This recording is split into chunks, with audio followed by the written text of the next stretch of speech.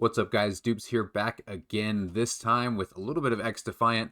And if you're a fan of the Graw in Warzone, then you are going to love this LVOA-C setup that I've got here for XDefiant. With this setup, you're going to be hitting clips like this.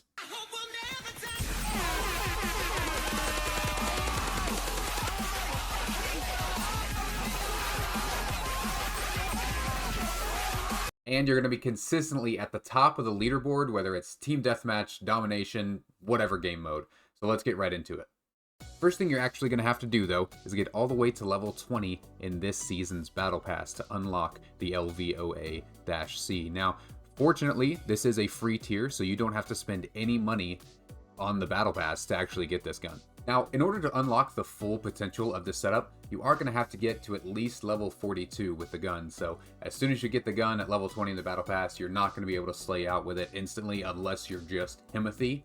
But I am not, and so, you know, as I was trying out the different attachment combinations and stuff like that, it took me all the way to level 43 in the gun to where I actually felt like I could perform with it. All right, enough yapping. What does the setup actually look like? So I've named it clickbait because this will be very clickbaity, the thumbnail, the title, all that stuff. But obviously your primary weapon is going to be the LVOA-C. I kind of like to call it the LOVA or the LOVAC, just because that's what it sort of looks like and sounds like to me. And then for our attachments, we're not going to go with any muzzle. For the barrel, we're going to go with the heavy barrel. And then for the front rail, we've got the pistol grip. You see the stats there, the 10% sprint shooting time, 20% min spread accuracy, and 20% max spread accuracy. The horizontal recoil on the LVOA-C is not very bad, so losing 5% of that really is not that big of a deal. I don't ever use an optic on this gun because if you're good enough, you can go without an optic and it kind of just takes up a slot. I think a lot of people would agree with that. I've got a quick magazine, so the first tier of magazine, and then I've got the fabric rear grip. That's the 10% ADS speed, 5% ADS stability, and 10% recoil recovery. Now this setup is like a mid to close range setup. So the recoil recovery isn't going to be that big of a deal. You're going to see in some of the clips and the game that I show later, a lot of the big streaks that I go on are in that mid to close range.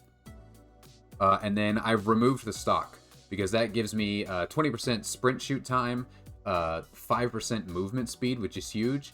And then the ADS flinch control is the minus 10%, and then it's just less recoil control that we are losing, right?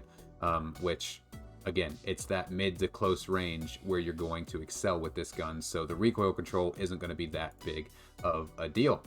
And for the secondary, we've got the deagle, we've got quick mag, light suppressor, and the heavy grip as my attachments. I always like to run the deagle as my secondary. It's got pretty good range, so if I need to take a long range fight, I'll just whip out the deagle. And sometimes, you know, if you get that headshot, then it's a 2-shot kill. So I love to go with the deagle for my secondary. And then I also am just a big fan of the sticky. It kind of helps zone people out. It kind of helps, you know, prevent someone pushing you from behind. Pause.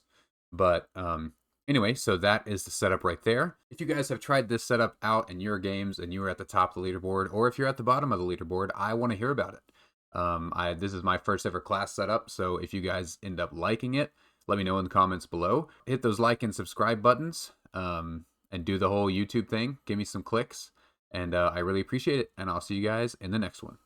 Peace. Team deathmatch. The fun never stops once the shooting starts. 3, 2,